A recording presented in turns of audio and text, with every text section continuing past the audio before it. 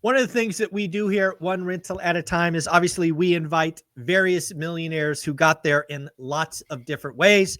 And one of the things that we do at the end of the year is we give them topics to think about to see what, if anything, will impact their decisions, thought process, risk profile, and the like for 2025.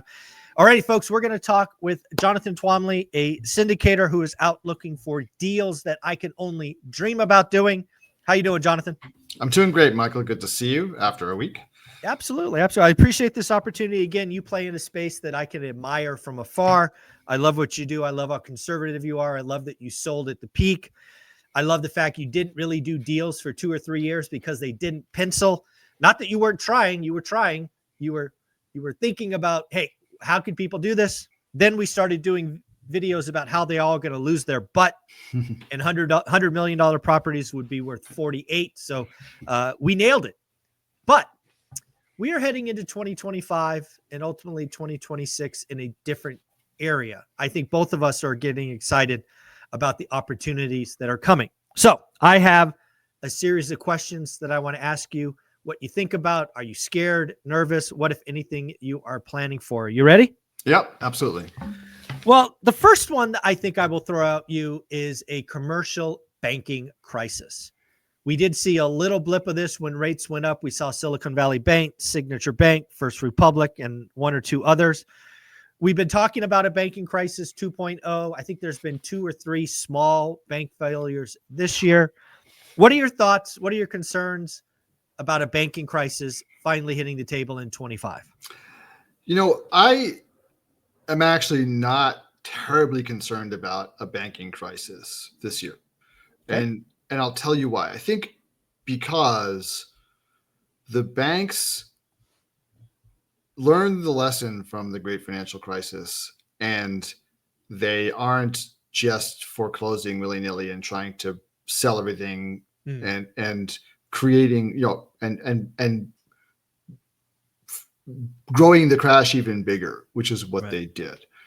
I think that they are taking more of a 1990s, early 2000s Japanese banking industry approach to things, which is to just keep on kicking the can down the road until the loans kind of grow themselves out of trouble. And of course, I think that there are going to be some loans that just have to be foreclosed on because they don't trust the operators. They don't see any path forward other than foreclosure. But I just have come to feel that there's not going to be this wave of foreclosures that creates a banking crisis. I think the banking industry will be sluggish. I think that this is going to be a drag on the economy and on the real estate market for some time. But I think that the approach that they're taking is trying to allow these properties to grow their NOI over time and, just take the long view. Why foreclose on something and impair capital and take a loss when you can just see it out, extend it? And I've even seen recently a little bit of pushback on the term extend and pretend because it's just extending. Like they're not pretending anything. They're just, that's true. They're just extending. Yeah. They're just extending because that is the rational thing to do. And so I think that they're kind of going to muddle their way through, and then hopefully they'll learn some lessons from this experience as well, which is that, they really can't. When cap rates get too low, they've just got to pull back. They can't start. The temptation is to try to just make more loans and make more money, but it just creates its own problems. So hopefully they'll institute some guardrails that will and tripwires that will just have them start pulling back rather than and be content with losing out on that business and not creating financial crisis 3.0. Yeah, I think that's that is certainly a possibility. I mean, I've been reading some articles in The Real Deal talking about just that exact topic, right? It's more extend. It's not really pretend. And there's actually articles coming out now that the lenders are coming out ahead. Really? Right? Because the operators, as long as they're making their payment, Right. Rates are higher, rate caps, all these things. So banks, as long as they're extending and the operators are paying, Right. there's no rush. Right. Right. So I think as long, yeah. Hey, I'm sorry, and just sorry to interrupt you, but I mean, that makes total sense too. And if the operators are paying, I mean, sucks for the operators, sucks for the equity, but for the banks, they never expect. People bought these rate caps 200 or 300 basis points above where the loans were issued. Nobody at the time expected that these were going to come into play. It was just like, yeah, you ought to do it. I mean, I've talked to people who didn't even buy rate caps, which obviously in retrospect was a big mistake. But the banks are getting this kind of windfall, right? Of huge profits for deals that are paying. So very interesting point. Yeah. So I think I think there's a lot there. Again, it's going to be that slow kind of savings and loan thing where onesie twosie banks just it's just not working. The other thing I think we can't remiss is the Fed's creativity, right? Obviously, when Silicon Valley Bank went boom overnight, it seemed the Fed created this new program, basically taking the treasuries at par or whatever it was. So again, if it really got bad, I think the Fed comes in and does some kind of short-term stopgap. So okay, that's banking crisis. Just one more point on this. I do think though that the banks that are heavily exposed to office are, particularly in certain markets, like regional banks that have a lot of office, those are the banks that are probably more in trouble. And hopefully what you'll see is kind of like an ordered process where they can get those properties off their balance sheets, in a kind of methodical way that doesn't create a crisis, right? And hopefully behind the scenes, like people are working on this issue. Again, I think they did learn their lesson. Like what they would have done in 2008 is just sell. But now I think that they're thinking like, okay, well, there's really no point in selling fast. Let's kind of work this down. So and again, if they're getting a windfall, I mean, that's just profit to the bottom line. So shout out The Real Deal for that article. I thought that was a unique insight and good on them. If I remember the author, I would have given him credit, but I don't remember. So let's talk about this. We'll do a twofer. Are you more concerned about a recession 2025 or stagflation? Which one is more concerning to you? I think I'm going to go with stagflation. Okay. Actually. It looks like, we're going to get tariffs. We're going to get a bunch of things that, tax cuts, things that are really inflationary. But at the same time, I think you're going to get, if we do wind up seeing like massive job cuts in the federal government, that has a big deflationary effect.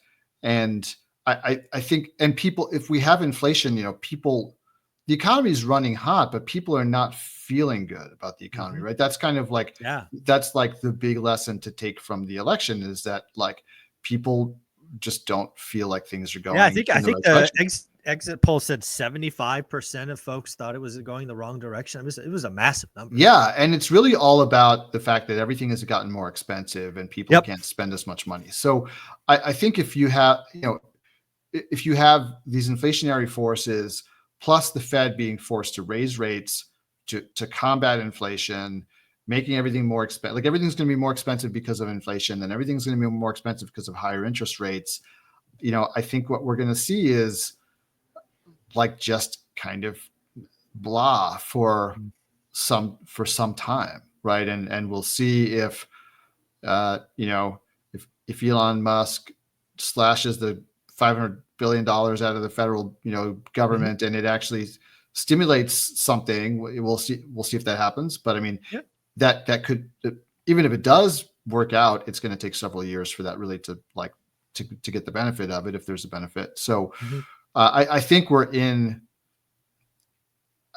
I don't know. My prediction is that when we're talking about the election of 2026, it's going to be all the same issues all over again. It's going to be people upset at the country not going in the right direction, people feeling upset about, about inflation. This time it will be the Trump administration talking about, look how strong the economy is, look how low unemployment is, look how great everything is. Whereas, but people will be feeling upset, and it'll be like Mm. another anger election and another like swing back in like God knows what direction.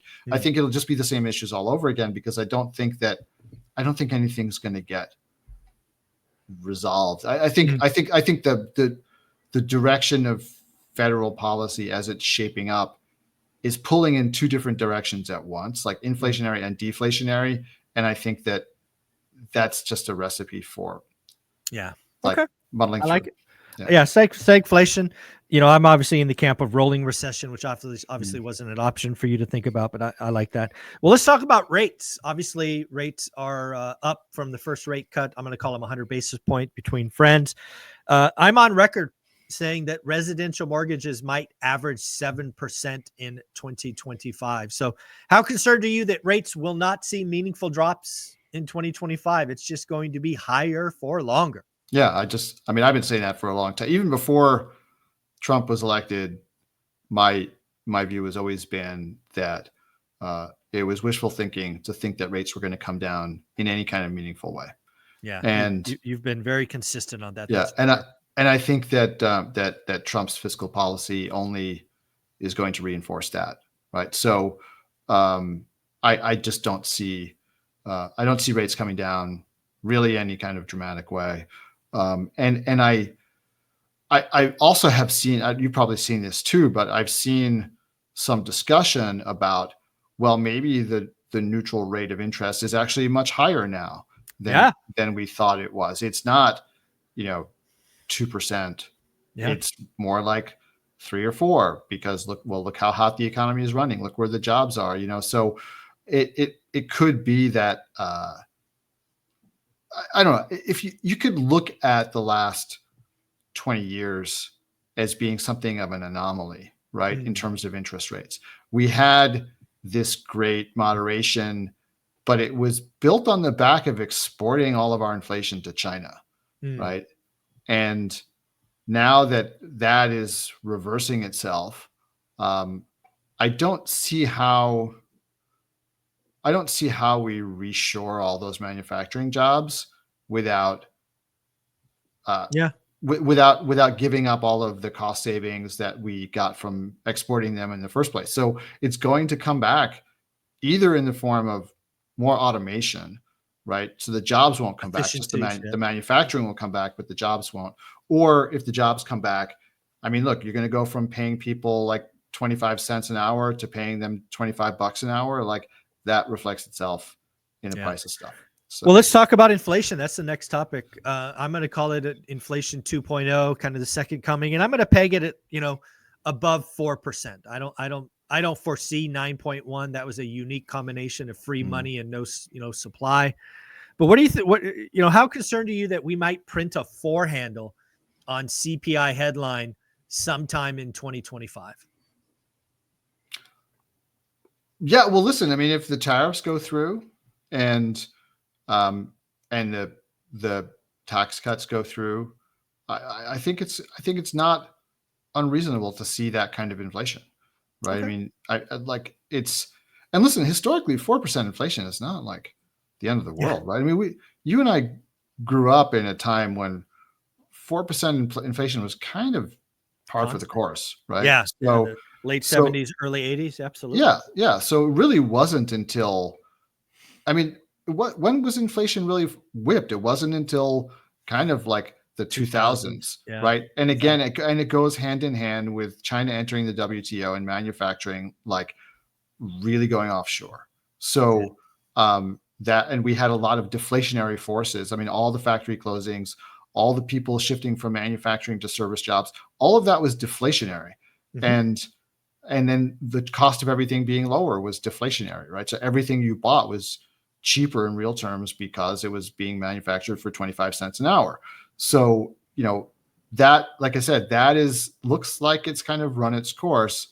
And I think we're going back to normal, which is higher interest rates, higher inflation, and a higher, neutral rate. Well, the last topic we're going to talk about, again, not an area that either of us play in a lot, but it does affect us tertiary, and that is a stock market crash of greater than 25%. Obviously, the stock market is, by some accounts, extremely valued. I watched the Buffett rule. The Buffett rule is so extreme. It's only been done in the Great Recession and the dot-com era. That's not a good sign. What is the Buffett rule? Basically, the Buffett rule says take the entire valuation of the stock market and put it up against the U.S. GDP.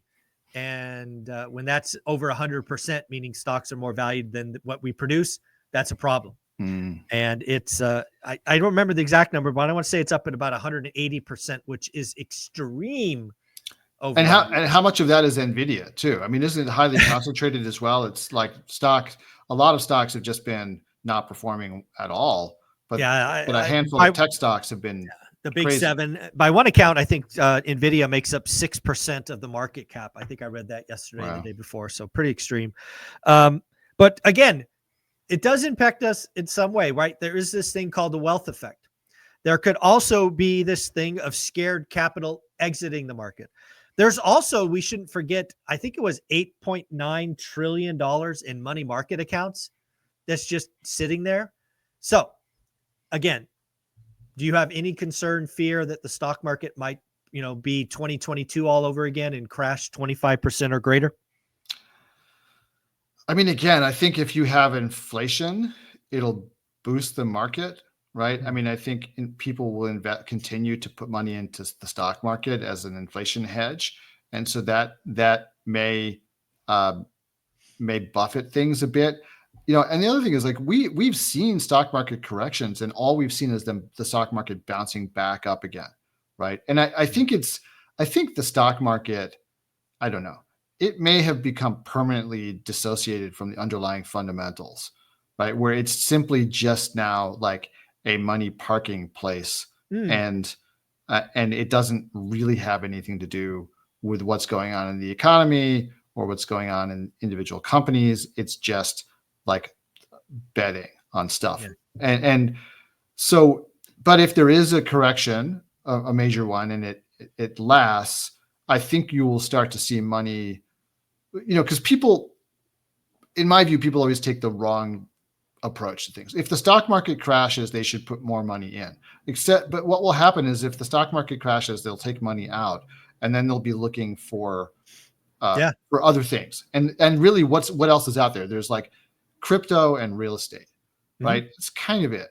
And there is a third pile. There'll be a lot of people that just keep it in cash. I mean, again, that's true. The human condition is if you pay attention, the human condition is predictable. Yeah. Right. So again, if the stock market were to crash 25%, plenty of people will exit right when they should be buying. A lot of them will look to deploy that capital somewhere else. But again, a lot of people will just go, I'm out, I'm tired, keep it in the money market, buy a CD, bond, whatever. And that will depend on also, I think, their age as well. Sure. Right? Because people who are close to retirement are going to get scared, and they're just going to stick it in cash. Right. And, and so, I think you'll see a lot of that.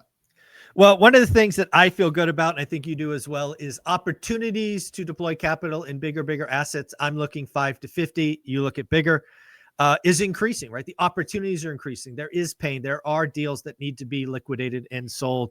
And you have this wonderful school community. Is that where people should go to learn more about you?